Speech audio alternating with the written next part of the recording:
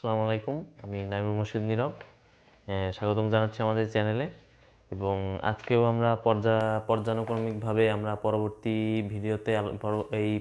ভিডিওতে তা গত ভিডিওগুলোতে যেই সেকশনগুলো নিয়ে আলোচনা করেছি তার পরবর্তী ধারা থেকে আলোচনা করব।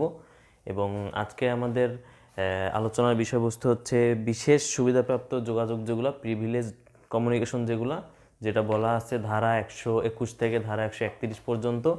এবং আমরা গত ভিডিওগুলোতে সিরিয়ালি ধারা প্রথম থেকে একেবারে 120 পর্যন্ত আলোচনা করে গিয়েছি, যে ইম্পর্টেন্ট সেকশনগুলো। এবং আজকেও আমরা বিশেষ সুবিধাপ্রাপ্ত যেসব সেকশনগুলো আছে, রিলেটেড সেকশনগুলো আছে, সেগুলো দেখব এবং তার পাশাপাশি দুই একটা সেকশন দেখব। তো শুরু করা যাক। একটি মামলায় যখন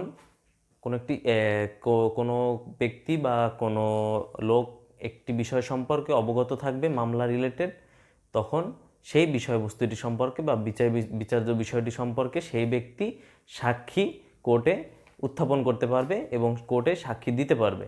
কিন্তু কিছু কিছু ক্ষেত্রে কিছু ব্যতিক্রম বিষয়বস্তু রয়েছে বা কিছু ব্যতিক্রম সার্কামস্টেন্সেস রয়েছে, যেসব ক্ষেত্রে তাদেরকে সাক্ষী দিতে বাধ্য করা যায় না এবং তারা সাক্ষীগুলো দিতে পারে না, যেগুলোই এই ধারা 121 থেকে ধারা 131 আলোচনা করা হয়েছে।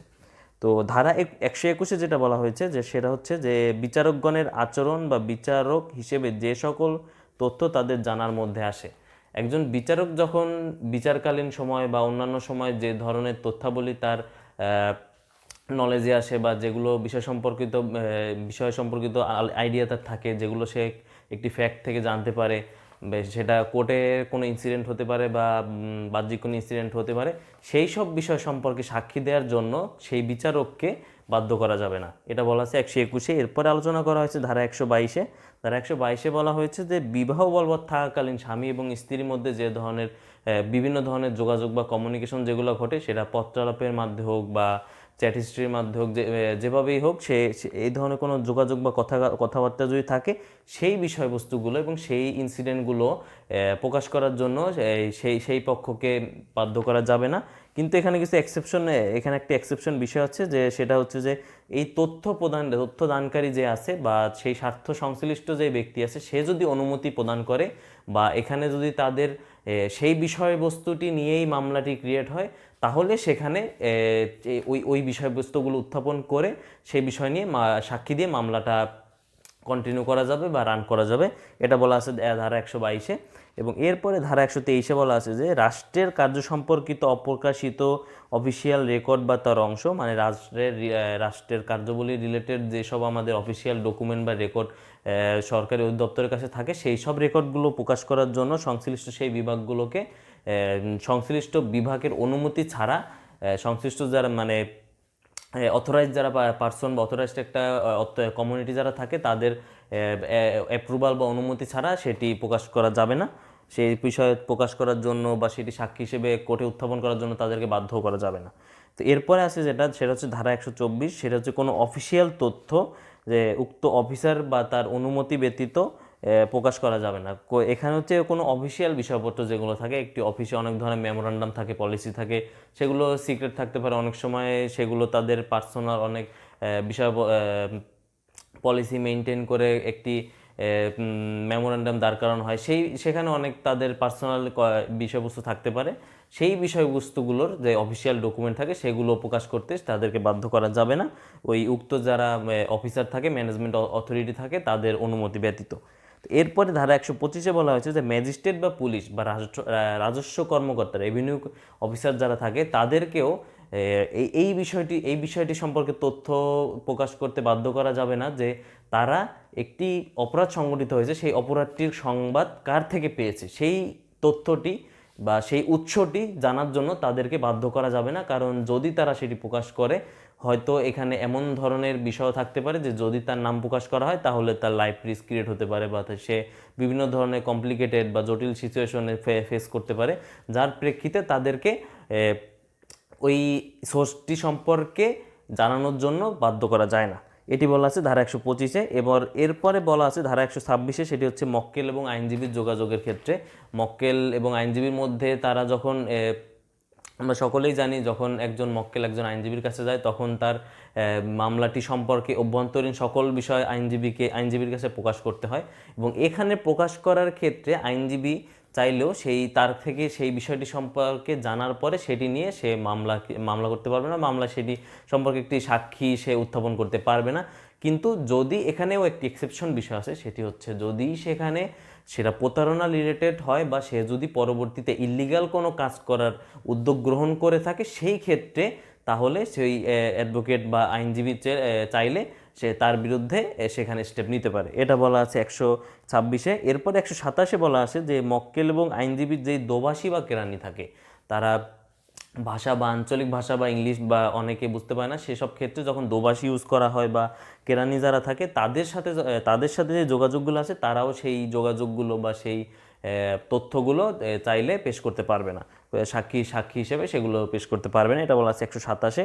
এরপরে 128-এ যেটা বলা আছে সেটা হচ্ছে মক্কেল ও পেশাগত আইন উপদেষ্টার মধ্যে গোপনীয় যে তথ্য, এখানে তবে মক্কেল নিজে সাক্ষী হলে বাধ্য থাকবে না।